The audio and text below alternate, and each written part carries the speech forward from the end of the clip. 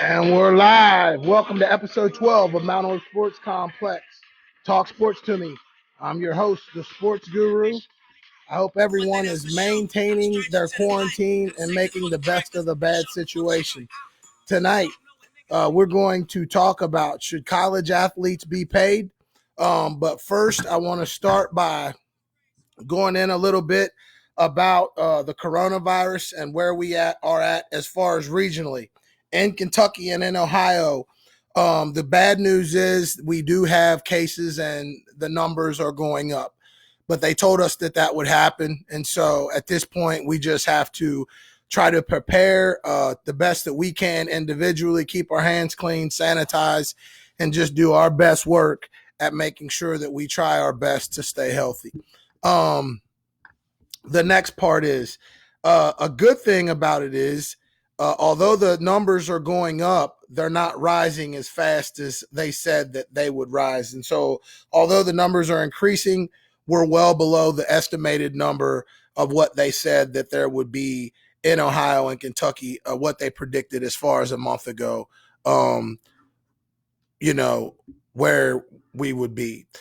So I'm glad everyone is tuning in. I'm happy to have you with me.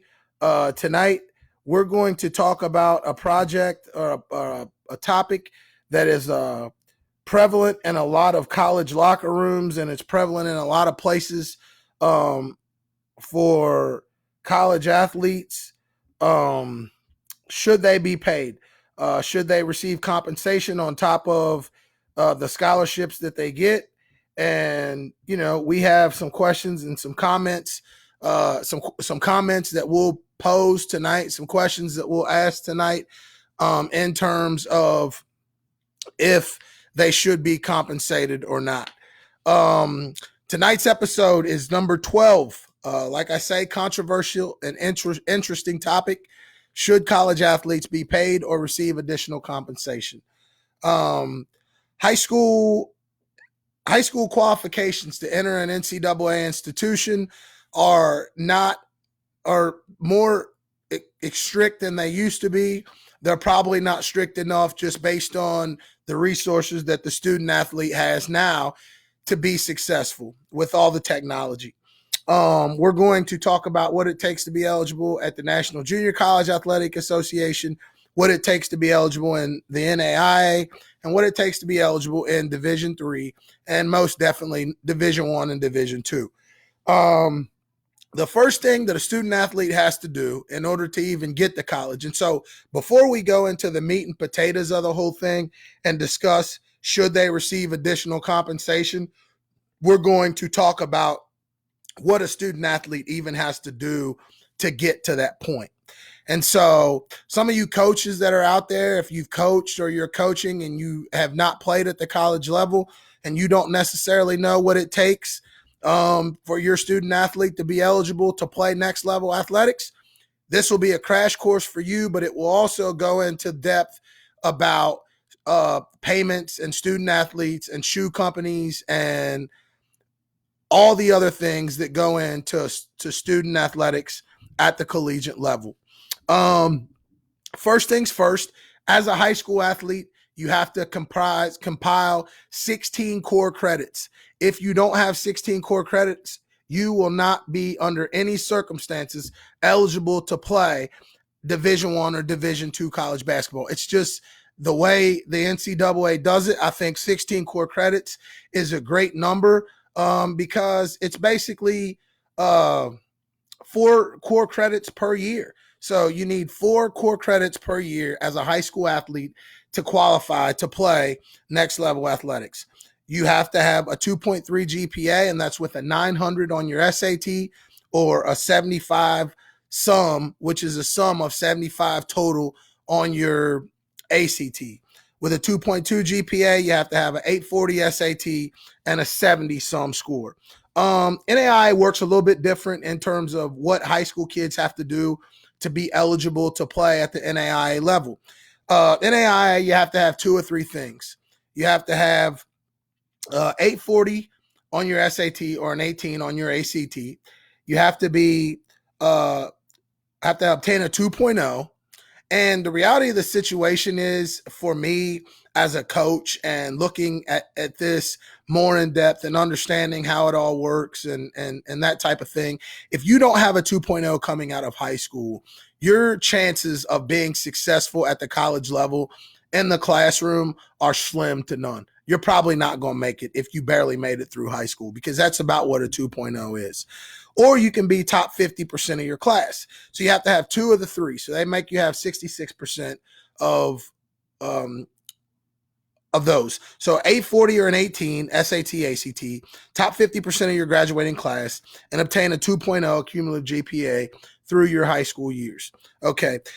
At the NCAA level, most institutions have higher standards to remain eligible once you get in the door.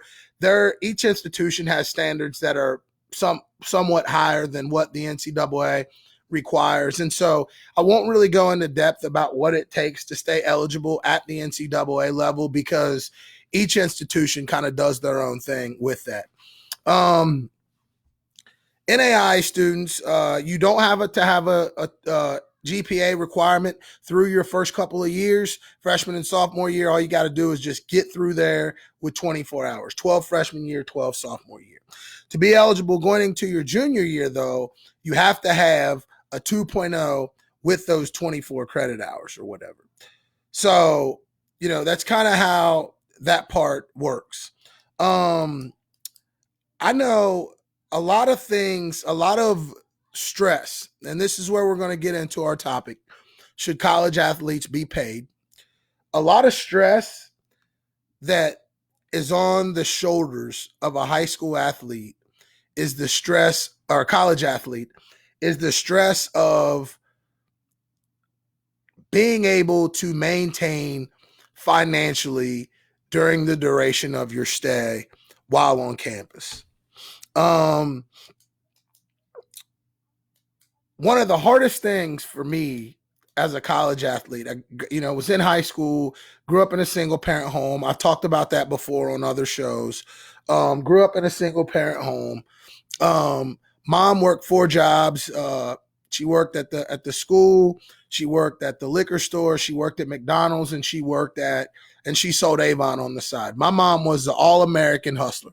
Never received a welfare check, never received food stamps, not one time in my life.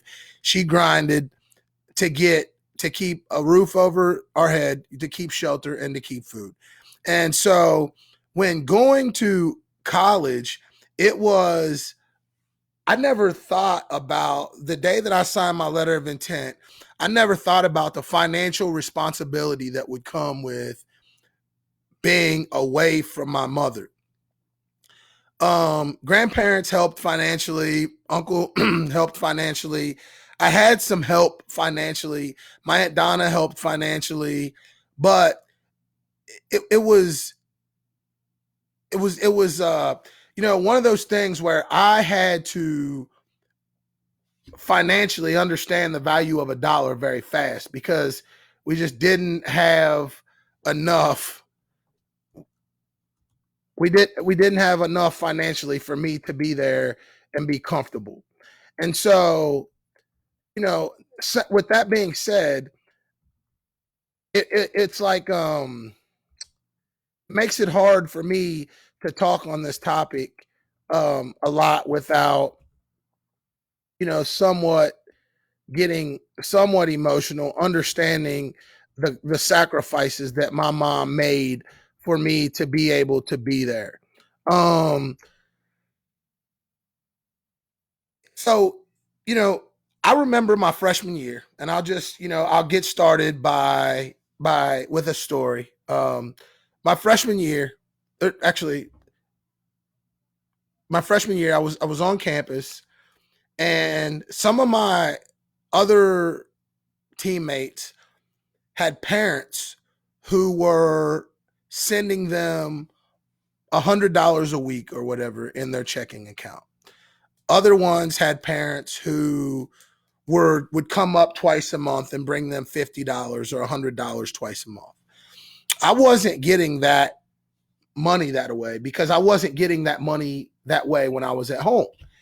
And so my freshman year, I appreciated the 3 meals a day. I appreciated the free books, the tuition, and everything that came along with it. But the ultimate goal was I wanted to have, as a 17 or 18 or 19-year-old kid, you're vulnerable mentally in terms of the things that are going on around you. And so when the new pair of Jordans came out and I saw other kids with them, I wanted them. I didn't have them at home, but I was being exposed to more at school than I was being exposed to at home. And so, the hardest thing for me that year was figuring out how to financially make it within the confines of my mom's financial well-being with what we had financially. Bear in mind, I turned 17 on July 27th, graduated at 17 on May 31st, turned 18 on July 27th, and left for school the first week of August for the fall, open gyms and training and stuff. So I'm there and I don't have money. And I think when I left, we packed my car up.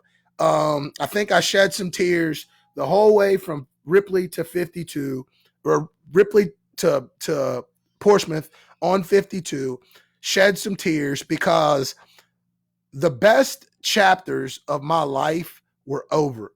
And I think just before I got to Aberdeen is when I realized that the best years of your life are now over, because everybody thinks that when they get out of the nest, or when they get out of the roost from their parents, that's when life begins.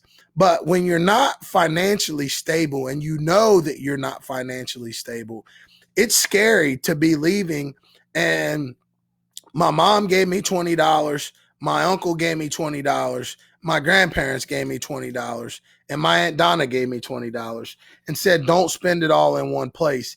And I had no intentions on coming home for the first month of school. And that's what they said. Get there and stay there. If you go there and you come home every weekend and things aren't going well, you're going to want to come home. So just go there and stay for a month. I had $80. That's $20 a week. And so I spent $20 the first night that we were there. I went in on a pizza with my buddies, and I, probably bought some things I shouldn't have bought, maybe beer, whatever the situation was. And within the first night, I was from $80 to $60 within the first 24 hours. Some of the kids whose parents had money the next day for lunch said, we're not going to the cafeteria, we're going to Rally's. So guess who jumped in the car and wanted to go to Rally's? So I wasn't old enough and responsible enough to understand exactly what I needed to do financially. But I was there for two things. I was there, A, to get an education, and I was there, B, to play basketball. And I didn't go there mentally knowing that there would be a financial portion of it. I just knew it didn't cost anything for me to be there. But it did, because I didn't understand the things that I would need outside of what they were providing for me, which was 3 meals, books, a dorm room, and some classes. Okay. So I struggled financially. And I knew I was going to struggle financially within the first week I was there, because I spent, 60 of my $80 within the first 3 or 4 days of being there, because, you first get on campus and you're meeting people, and people are wanting to go out to eat, and people are wanting to do things, and people are wanting to hang out. And I wanted to do the things that everybody else was doing. So we're there for a week or two, and we get started, maybe a week, and basketball starts. And the daily schedule, and I want everyone to be mindful of this, okay? This was the daily schedule at an NAIA. So I wasn't at OU. I wasn't at Miami of Ohio. I wasn't at Kent State. I wasn't at a MAC school, at a mid to low major MAC school, Ball State. I wasn't at Murray State. I wasn't at Morehead State. I wasn't at an OVC school. I was in an NAIA school that at the time was in the Mid-East American Conference. Now Shawnee plays in the Mid-South, but at the time it was the Mid-East American Conference, okay, which wasn't one of the elite conferences in the NAIA. So the schedule that I'll put before you is a schedule that was similar to the schedule that we had that year. So be mindful of this schedule, because this schedule is going to take you into the next part of why it may be a good thing for student athletes to get paid, and how do we decipher at what level they get paid and what the dollar amount should be. So for those of you that are out here watching that have played college basketball before, you know and understand, and if you played at the D1 or D2 level, or coached at the D1 or D2 level, you understand the rigors of this schedule are more complex for those bigger schools than they are the smaller schools. 6 a.m. weight training, 7 a.m. breakfast, 8 to 2 classes with lunch somewhere in between, 2 to 5 practice individual workouts, okay? And then 5 o'clock, you go to dinner. Usually everybody eats as a team. Everybody stays in there together as a team.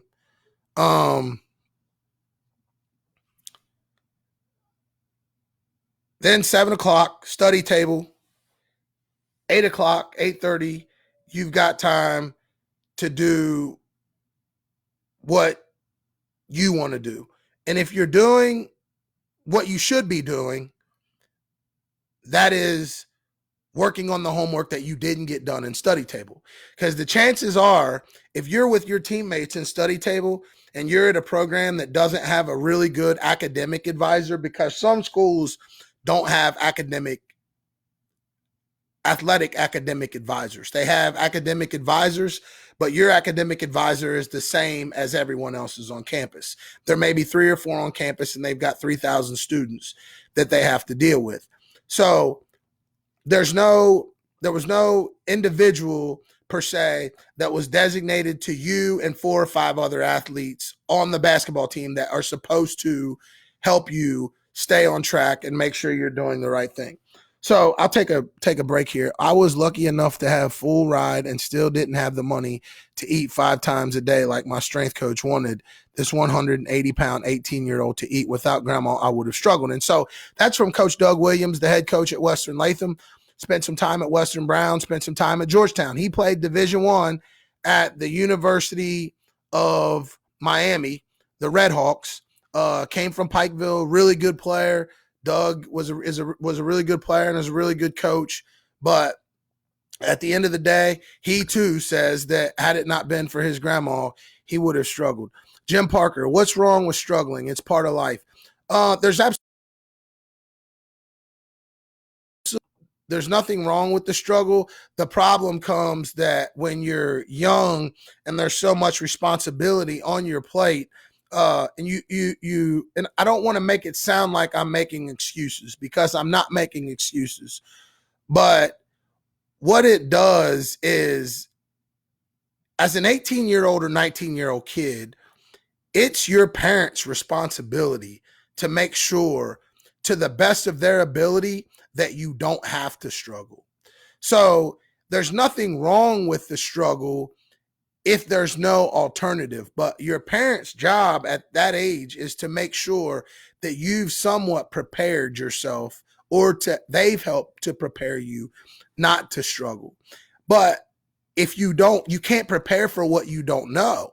And so a lot of situations, it comes down to people not being prepared, not because it was a choice that they made, but because they don't know. So my mom's older brother had went to college, but he was married and had kids and worked a full-time job and went to college at night.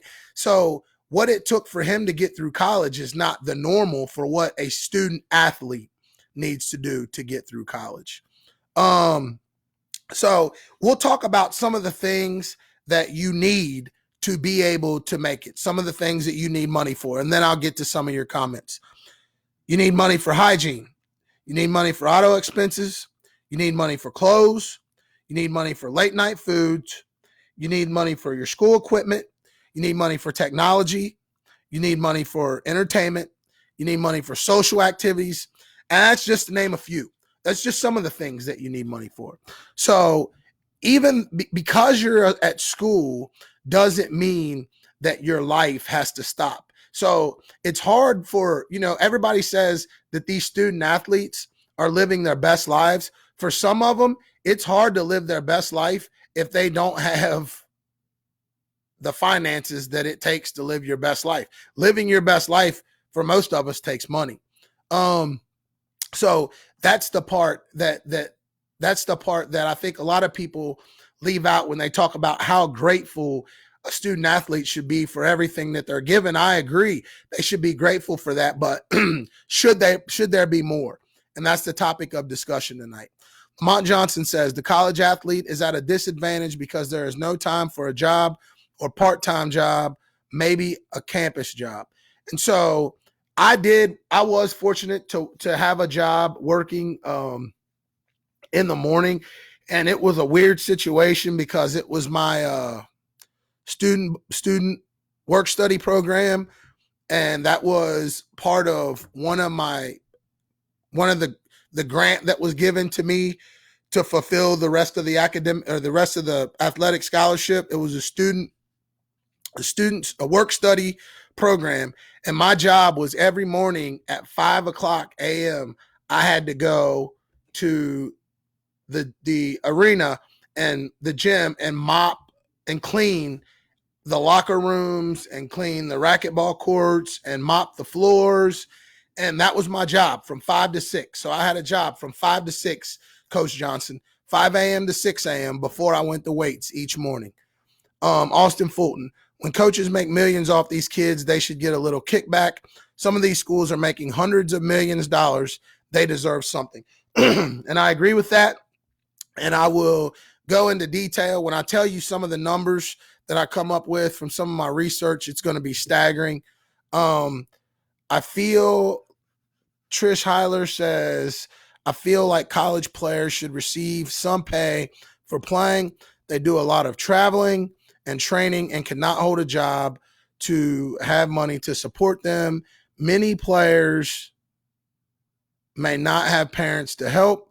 Many kids these days are raised by grandparents, and that is 100% accurate. And she can validate and solidify her statement because her profession, she's a principal, so she knows how many grandparents, when she has issues at school, she knows how many parents are coming into the school to talk to them. Minus my kids and my wife, I would give anything to go back and play again.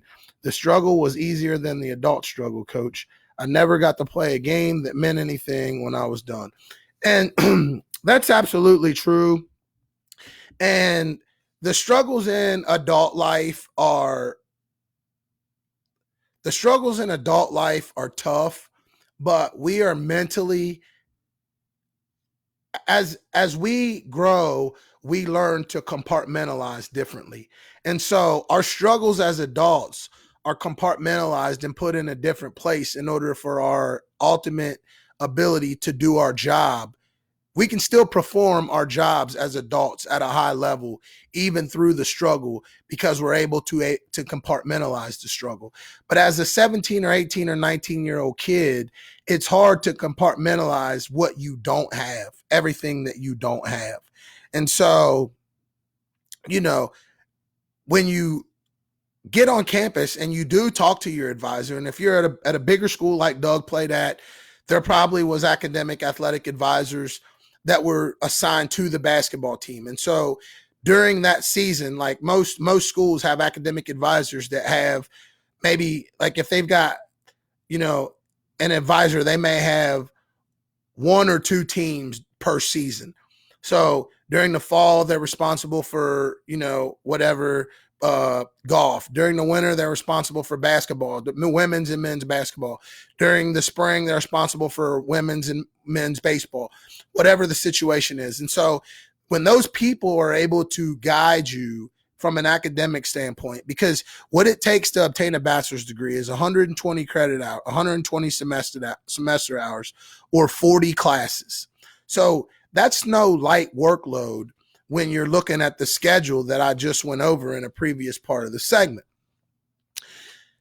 A big issue that goes back to what Ms. Heiler was talking about is, I've talked about this in past episodes, the student athletes are not getting proper guidance in many situations as far as what things they should look for their future academic and athletic concerns.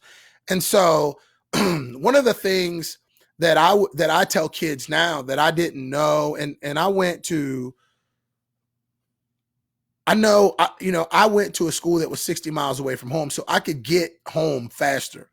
So anytime that I was like really, really hungry, and the cafeteria food just wasn't doing it, and I needed a fried pork chop, I drove an hour to see my grandparents, and I drive back that night. My grandma would cook me a pork chop and some mashed potatoes and some vegetables, and I ate good, and that was awesome. And I drive back. But what if I was 6, 7, 8, 10 hours away from home, and that couldn't have happened? So the financial struggle for me financially might have been tough, but from an aspect of me being close enough to get to my family, it was not an issue. Hawk Hawkins, I know what the struggles be, so that's why I'm there for my son, because if I'm not there, he will break and quit school. And that's what happens to a lot of people. A lot of kids just don't continue with their college career, and a lot of people are like, oh, this kid is not mentally tough enough, or this kid, a lot of times kids, you wouldn't believe the amount of kids who go away to school to play a sport financially don't have necessarily what they need in order to survive, know that their parents may not be able to provide it for them. So as opposed to asking someone for it, they just break and they leave school because it's the easiest thing to do is come home. Drake Williams, basketball opinion. No extra money for them is fine, but let them go straight to the NBA again if they want. That takes the excuse away. Drake, I do somewhat agree, Coach, but we're talking about, a lot of times we're talking about kids who are not NBA. I'm not, and in this topic, I'm not even really talking about, and it's a catch-22 because the guys that generate the money, enough money for institutions to be able to pay kids, all those kids are pros. But those aren't the people that I'm necessarily talking about. I'm talking about the average common athlete at a NAI or mid-major school that plays, like, for instance, NAI, Oklahoma Baptist. They're always one of the top NAI teams in the country. They recruit the top NAI. They recruit Division I caliber kids. Oklahoma Baptist plays for national championship a lot of times. Georgetown, Kentucky, that little gym, that little cracker box gym, that gym is packed all the time. A lot of their players are local, so they can get back and forth home. But, again, it's not so much Coach Williams, this Coach Drake. It's not so much the athletes that have pro potential. For me, it's everyone else. Like I said earlier, we can't afford to say, we look at these Division I athletes and we say they're living their best lives. And I watched, I was part of a coaches conference call the other night that was led by Coach Stottlemyre. I was fortunate enough to get an invite, and Damon Stottlemyre was on the show, and he was talking about how when he was at Arizona as an assistant, their budget was $11 million per year. And they stayed at the nicest hotels. They ate at the nicest restaurants. The kids had the nicest gear. And he talked about when he went on from there to Memphis, their budget was $7 million a year. And so again, they're staying at the nicest hotels. They're eating the nicest food. They're getting the nicest gear. So he gets the head job at Pacific, and he says that when he's there, his budget was $801,000 a year. So he goes from being an assistant on a staff with $11 million and $7 million to $801,000 a year.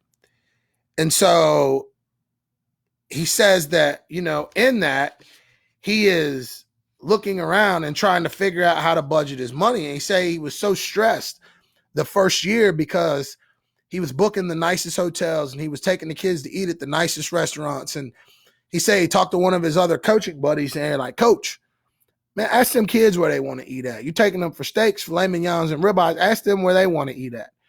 And he said he talked to the kids, and the kids they were settling for Raising Cane's. They just good with chicken tenders and fries. And so I think each coach at that level does a good job at matriculating or finding out what exactly it is that they need to do from a financial standpoint to keep their players happy, to keep their kids fed, to keep clothes on their kids' back. I mean, even at small schools, most of the time you get enough gear to where you don't. I mean, if you walk on the campus of a lot of schools, you won't see the athletes on campus wearing anything other than the gear that they get from their team. So, there are a lot of money that circulates through college basketball. And I looked at some of the Power 5 conference schools. The average revenue per year for Power 5 conference schools, the average revenue is $6.8 million.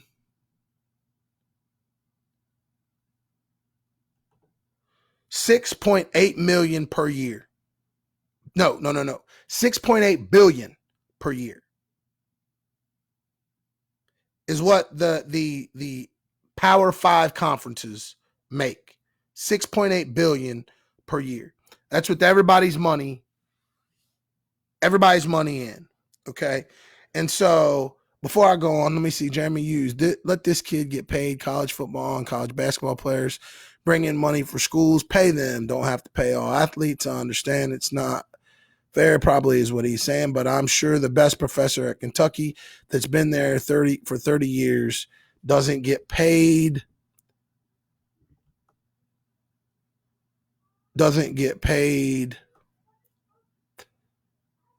Where am I? Doesn't get paid what Coach Cal does.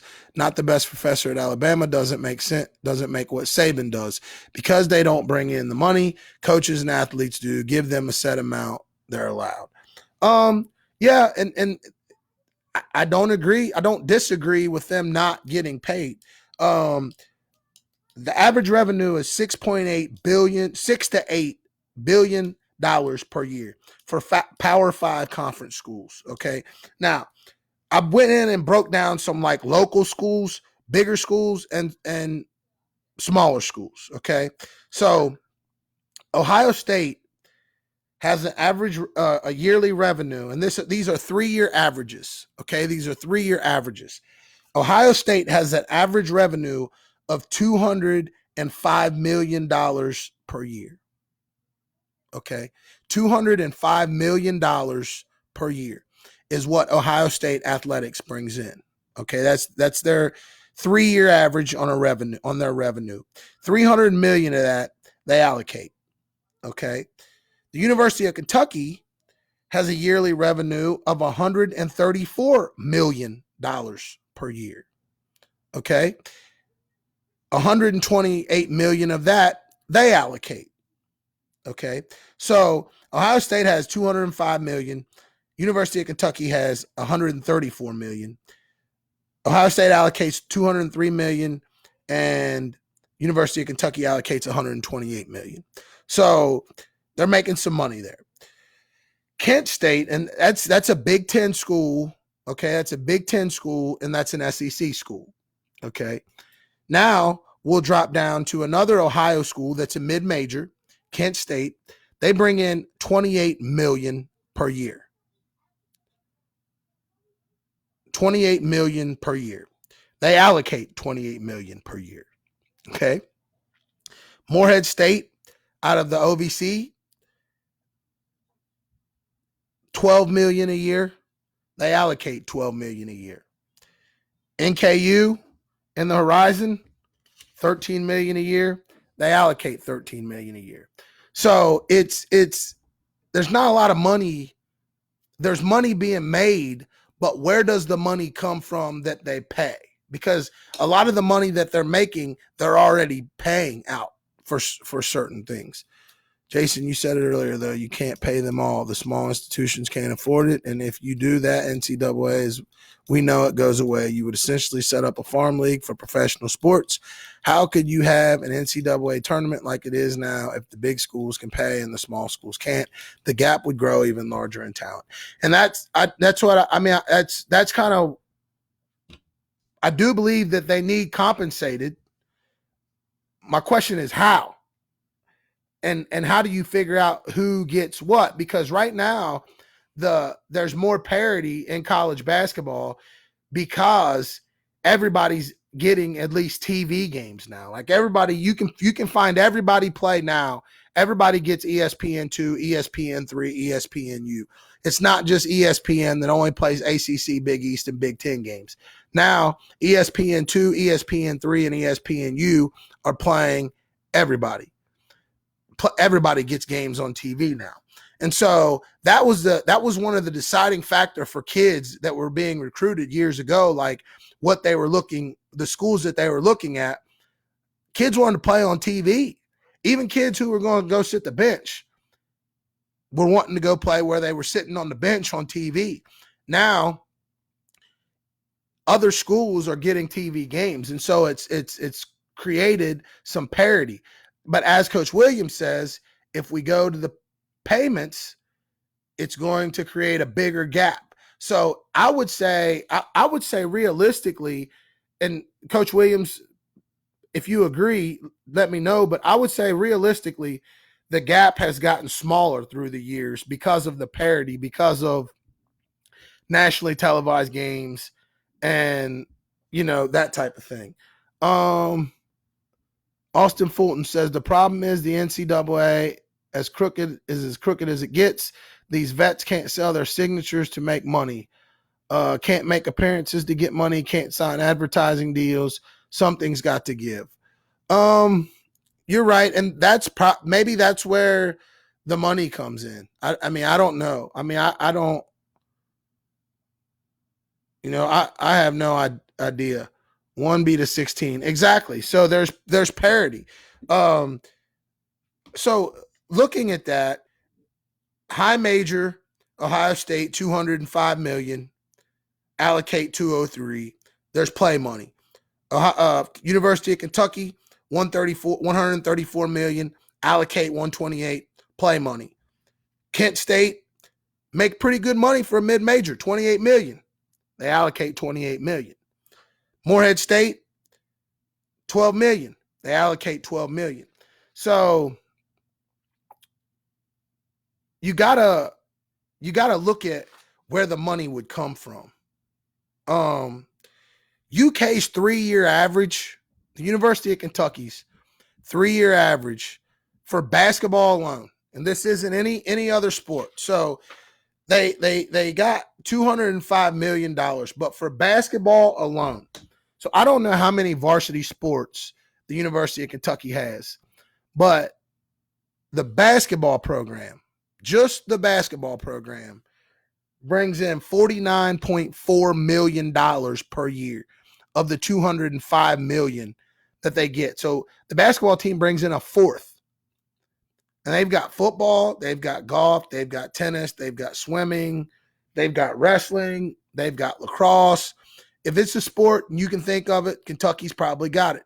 $49.4 million of their $205 million revenue per year, annually, 12 months, $49.4 million of it is brought in by the basketball team. Okay. I tried to look up swimming and golf. I couldn't even find the number. So how does the golfer or the swimmer, how do they get paid?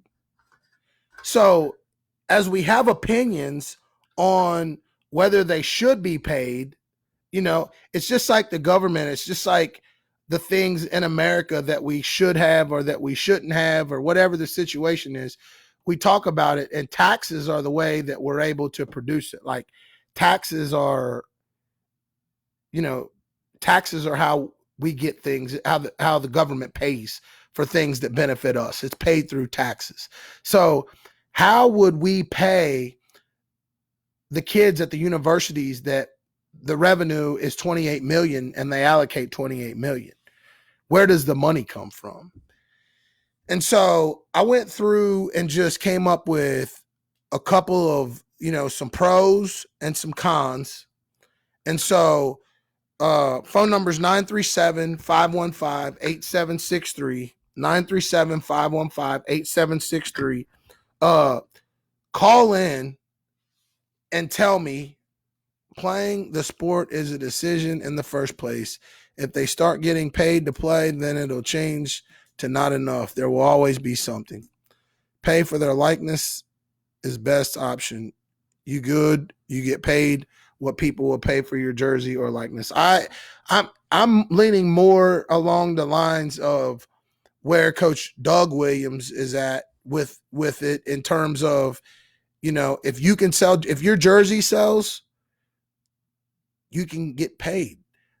But I don't know how you would figure out the percentages of how to pay and stuff like that. So I've got some pros and some cons, and I want some opinions. And 937-515-8763. Call in and give me your opinion on some of these things. Kerry Gray, players will be paid for their likeness starting next year. Colleges pay players with scholarships. It'll be supply and demand. Zion makes his money. The walk-on doesn't make anything. I'm not as concerned about the difference between the best player on the team. I'm not concerned. I think that we're looking at this on a big scale, like too big of a scale. I don't think we're thinking about the kid at UK that's the best golfer in the program that no one knows. And there is no likeness to him. And he can't get paid. So that's, the best baseball player at UK. There's a baseball player that could probably hit 500 this season at UK. And I don't know there is. I'm just using that for an example. At Ohio State. Let's say at Ohio State, we got a guy, he's going to hit 500, fielding percentage over 900.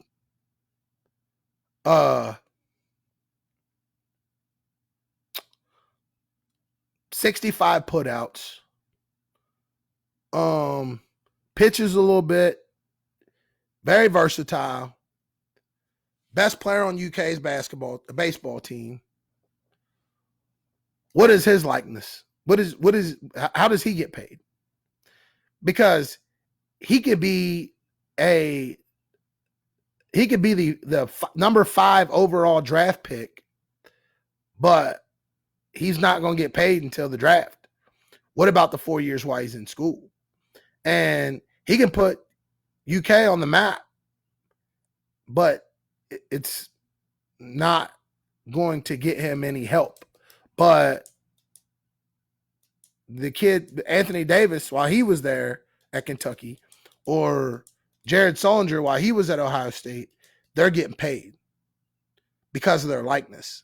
And I don't know how we go about, I don't know how you determine the sport, like how you go with how you would adjust this, how each sport would pay. That would be my thing. The best teams will widen the parity gap because of resources and apparel and gear. Yep, that's what'll happen. Jay Dirtfoot. All athletes should be allowed to get paid to coach camps, etc. That's a way players in small schools and sports can profit. It's a good idea. Set guidelines for the course of 4 years and percentage increase each year. That's not a bad idea. That's not a bad idea. Um, some some of the pros to paying these kids. Okay, I've got a few here. Comment on them. Call in 937-515-8763. Some of the pros. It'll eliminate the need for an extra job. It'll offer some financial benefit for families, not because the family's getting paid, but because the kid is getting some money, so it clears up money that the family has to spend. Offer other incentives to stay on track to graduate. Would help eliminate outside corruption, because if kids were getting something, they wouldn't have to deal with. Because I know for a fact, I've had friends who have played high major college basketball. I know people who have played high major college basketball, and their parents were doing their best to make sure that they didn't struggle, but there were some people in town, in the city or in the town, that made sure that they didn't struggle. And I'm gonna leave it at that. And they weren't, and it doesn't matter if they were 9 to 5, or it didn't matter if they had extracurricular activities. They made sure that some of those guys didn't struggle and made it comfortable for them to be there. And some of those guys may not have entertained it had it been for some financial advancements. Put payment incentives towards school credits, lower financial burden on the university, and kids may stay in school longer. They may not leave after the first year or two. Again, I don't think the kids that leave after the first year or two, I mean, that's the thing that they say. That's the thing they always say, my family needs this and all that. And that's good. But those kids are they're a very, very select group of individuals. There's not a lot of them. If you look at they say, if what they say is true, that only 1% of college athletes go play professionally, then there's 99% of everyone else. I'm not talking about the 1%. I'm talking about the 9%. And so that's another issue there. So eliminate need for an extra job, offer some financial benefit for families, offer another incentive to stay on track, help eliminate outside corruption, put payment incentives toward school credits, lower financial burden on the university, and kids may stay in school longer. So those are the pros to paying the student athlete at the collegiate level. The cons would be athletes already receive compensation. So for a lot of people, a kid that gets a 4-year ride to some of these institutions, that's $100 up to the ceiling of sometimes $150,000, $200,000, depending on the institution or state university, so, or college. So that is compensation in the eyes of a lot of people. Not enough sports at each school make a profit. And this is my biggest thing. So this would be where I stand on the issue. Not stand fully, but like where my confusion lies. How do you differentiate? Like, it's easy to say at the University of Kentucky, or at Ohio State University, because those athletes are different. Those athletes are not the common athlete. Those athletes are getting taken care of probably anyway. How to determine another one of the disadvantages, how to determine what athletes make what amount. And so that ties into, there's not enough sports at each institution that make a profit, because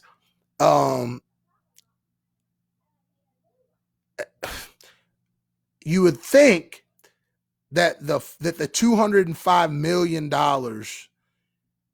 that UK makes per year, or the $205 million that Ohio State makes per year, or the $134 million that Ohio State makes per year is enough to pay every athlete in the program some money, but they allocate a large percentage of that.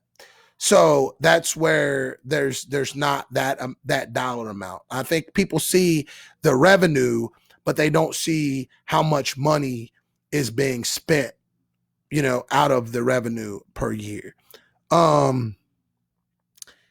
Equity issues. Would you only pay the sports that make money? You can't do that. That's Title IX.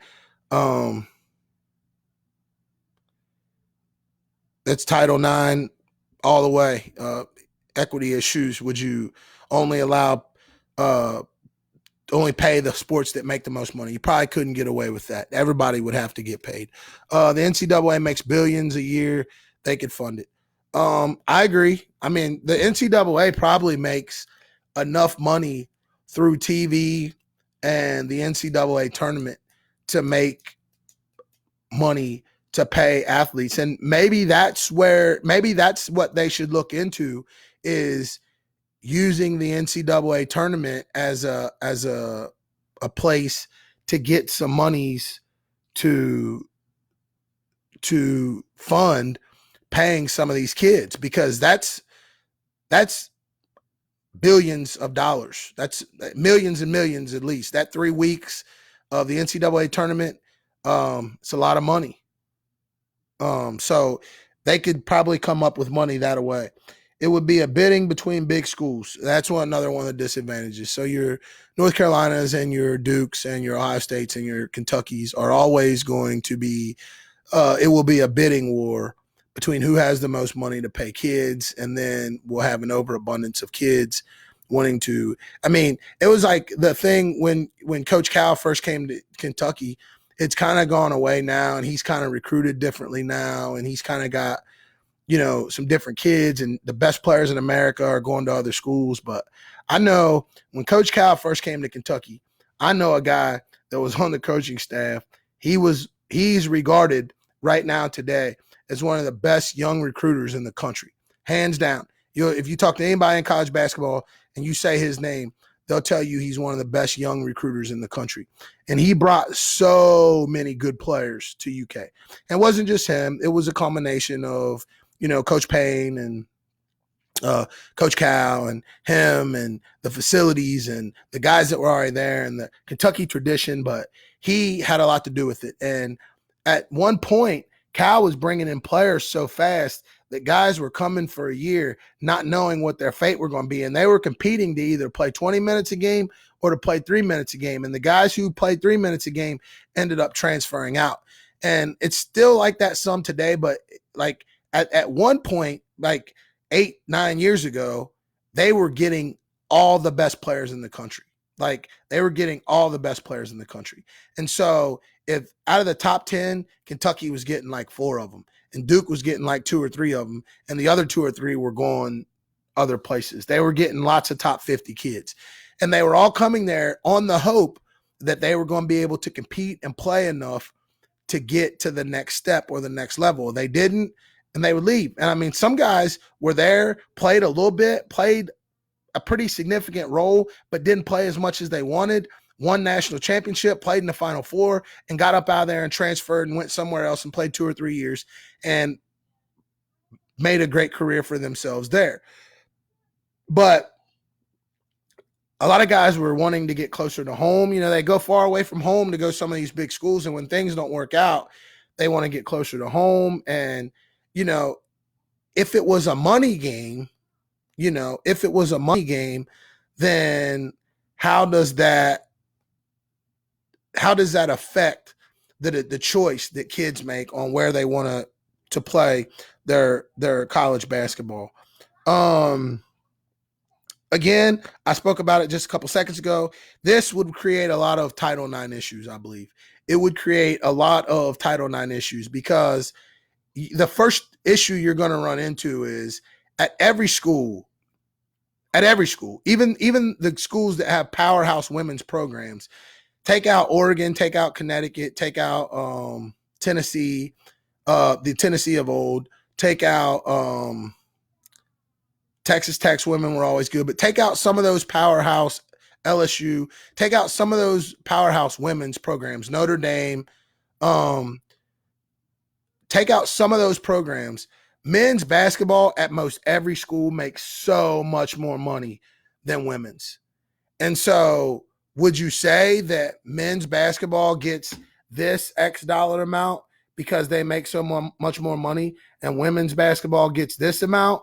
Or is it all equaled out? Is it all split up equally?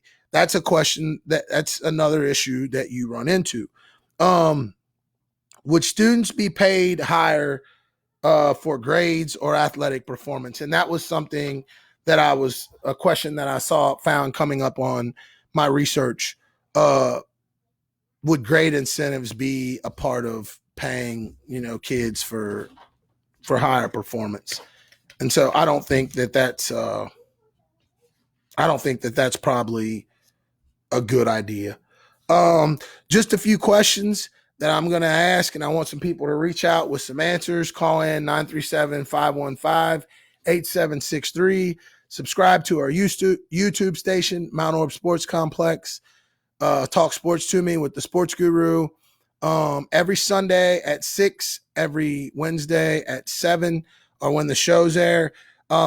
Just a few more questions that I want to ask, and I want some of you guys that are tuning in to answer some of these questions, because I don't claim to know everything about sports, although I'm the sports guru. I just claim to research and know a lot.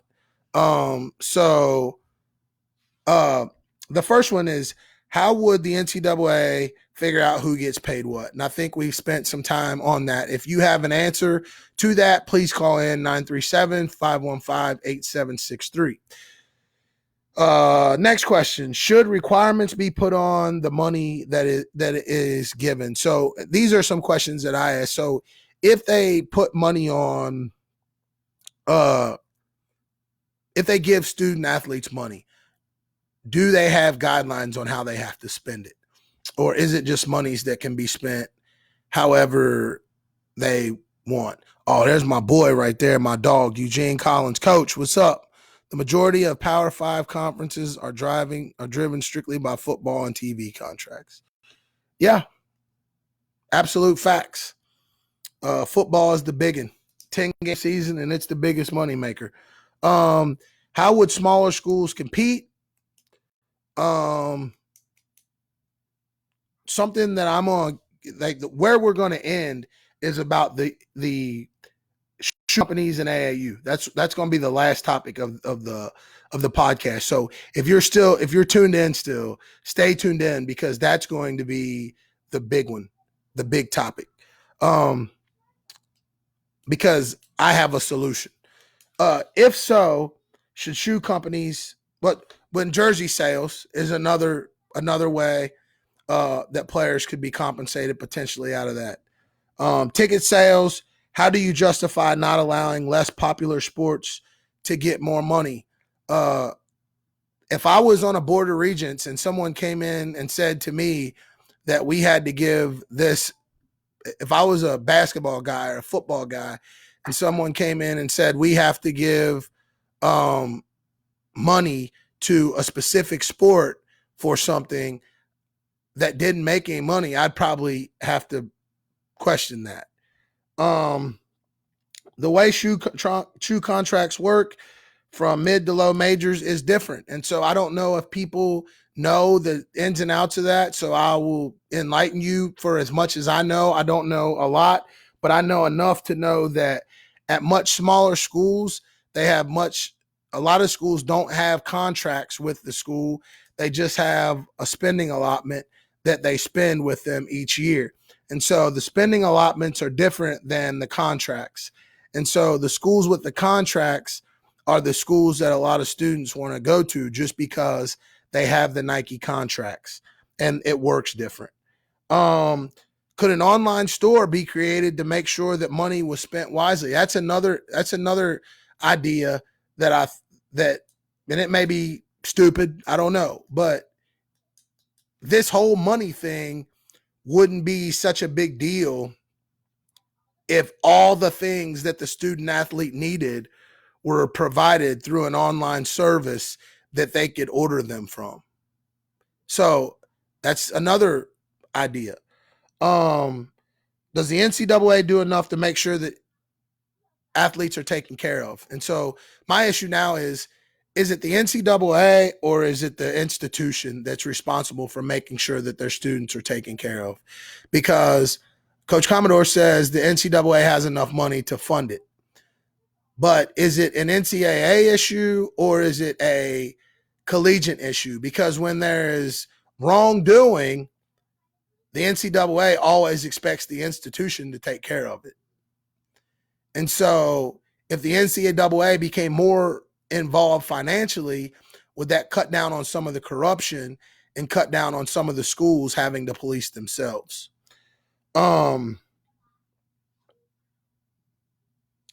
Last but not least, shoe deals and AAU. So you got Nike's got the EYBL, Adidas has got the Gauntlet, Under Armour's got a circuit. I don't know if Reebok has a circuit, but there's 5 or 6 AAU circuits that are all ran by shoe companies, and millions and millions and millions and millions and millions of dollars are made in basically a 8 to 10 week time frame, because it's April and May, and then July are nationals. And so they're making so much money all across the country. And every player that plays next level sports, the higher percentage of them, I would say over 80% of those athletes that are playing in those high level AAU tournaments are also going to college to play somewhere.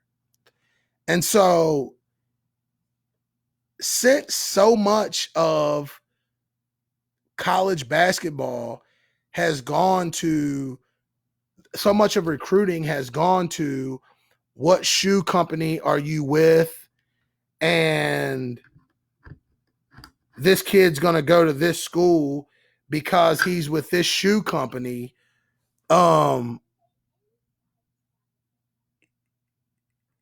Is that reason for them to be involved? Is that reason for them to be involved? And like, I'm kind of thinking on my terms, in my eyes, like the AAU and shoe companies have got so much to do with college basketball, but nobody's asking them to spend any of the money. And so in closing, I don't know if anyone who knows anyone that works at a shoe company or whatever is out there, but if you're out there, I challenge you to get some of these shoe companies more involved in helping out with making sure that some of these college athletes are getting some money.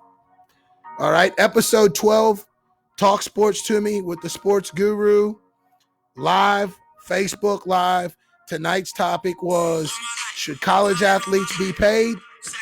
Great episode, great show. Thanks for everybody who tuned in. Thanks for everybody who commented. Episode 12 is out.